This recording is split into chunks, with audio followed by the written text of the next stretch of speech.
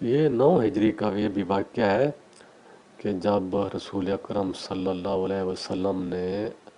مشرکین مکہ کو اعلانیہ منع کر دیا کہ آج کے بعد خانہ کعبہ میں کوئی مشرک داخل نہیں ہو سکتا، تو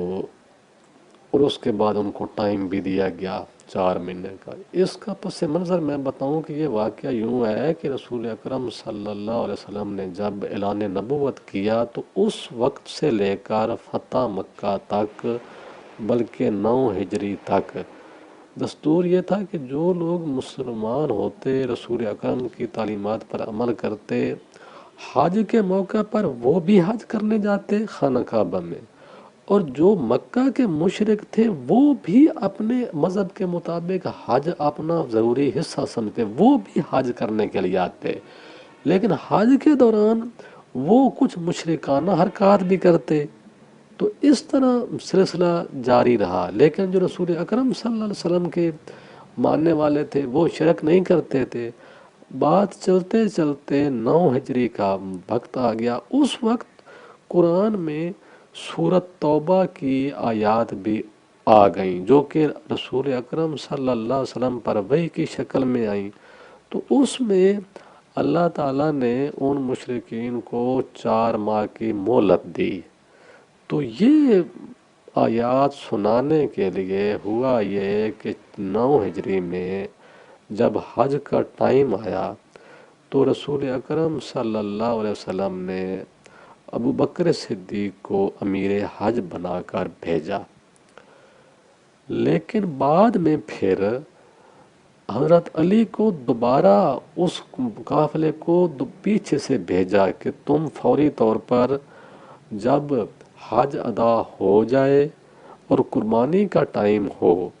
تو اس قربانی کے موقع پر یہ جو آیات ہے یہ آپ نے وہاں پر تلاوت کرنی ہے۔ چونکہ عربوں کی زبان ہی عربی تھی تو اس کا مطلب یہ تھا ان آیات کا کہ بھئی آج کے بعد کوئی مشرک جو ہے وہ خانہ کعبہ میں داخل نہیں ہو سکتا، اور نہ ہی وہ حج کرنے آئندہ آئے۔ مطلب یہ ہوا کہ اس سے پہلے کچھ ملی جلی باتیں تھیں، لیکن اس وقت 9 ہجری میں جو حج ہوا اس حج میں رسول اکرم صلی اللہ علیہ وسلم نے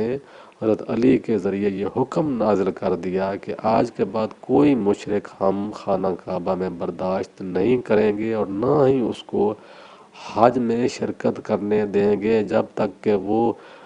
رسول اکرم پر ایمان نہ لائے، کلمہ طیبہ نہ پڑھ لے، اس وقت تک وہ حج نہیں کر سکتا۔ اور اس کے بعد ان کو 4 ماہ کی مہلت دے دی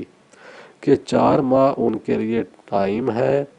یا تو وہ علاقہ ہی چھوڑ دے، مکہ سے نکل جائے، یا پھر جنگ کے لیے تیار ہو جائے۔ تو اگر تو 4 ماہ میں 3 شرطیں رکھ دی گئیں، یا وہ ایمان لے آئے 4 ماہ کے اندر اندر، یا یہ علاقہ چھوڑ کے نکل جائے، تیسرا آپشن یہ ہوا کہ یا پھر جنگ کی تیاری کر لیں، 4 ماہ کے بعد جو ہے وہ آپ کے خلاف اعلانیہ جنگ ہوگی، یا تم رہیں گے یا ہم رہیں گے۔ تو اس میں جب وہ کفار نے یہ بات سنی تو موقع پر تو انہوں نے بڑے سخت جملے کہے حضرت علی کے ساتھ۔ انہوں نے کہا کہ ٹھیک ہے آپ نے جو بات کیونکہ اس وقت اصل میں اکثریت مکہ کے لوگ مسلمان ہو گئے تھے، ان کے جو بڑے تھے ابو سفیان، یہ معاویہ، امیہ بن خلف وغیرہ، یہ اسلام لا چکے تھے، خالد بن ولید وغیرہ، تو مشرکین کی ویسے جو تعداد تھی وہ تھوڑی تھی، اور وہ ان کا وہ زور پہلے والا رہا بھی نہیں، تو لیکن اس کے باوجود بھی وہ موقع پر تو انہوں نے بڑی گرم جوشی کے ساتھ اور بڑی غصے کے ساتھ علی کو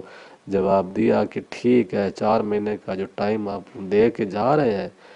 تو تم بھی اپنے محمد کو بتا دینا کہ وہ بھی تیاری کر لیں، 4 مہینے کے بعد آپ کی اور ہماری فیصلہ کن جنگ ہوگی، اور ہم بھی اپنی تلواریں اور نیزے تیار کرتے ہیں۔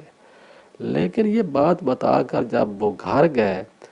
تو ان کو خیال آیا کہ اب تو ہماری طاقت ہی ختم ہو گئی ہے، اور کچھ لوگوں نے ان کو مشورہ دیا کہ یہ تو بات تم نے بڑی غلط کر دی ہے۔ تو اس طرح پھر وہ اس 4 مہینوں کے اندر جو ہے نا وہ آپس میں مشورے کرتے رہے، صلاح لیکن بالآخر پھر وہ بھی آپ کے پاس آ کر انہوں نے معافی مانگ لی اور وہ بھی رسول اکرم پر ایمان لے آئے۔ تو اس طرح وہ سورۃ توبہ کی جو آیات تھیں اس کا یہ پس منظر تھا سورۃ توبہ کے۔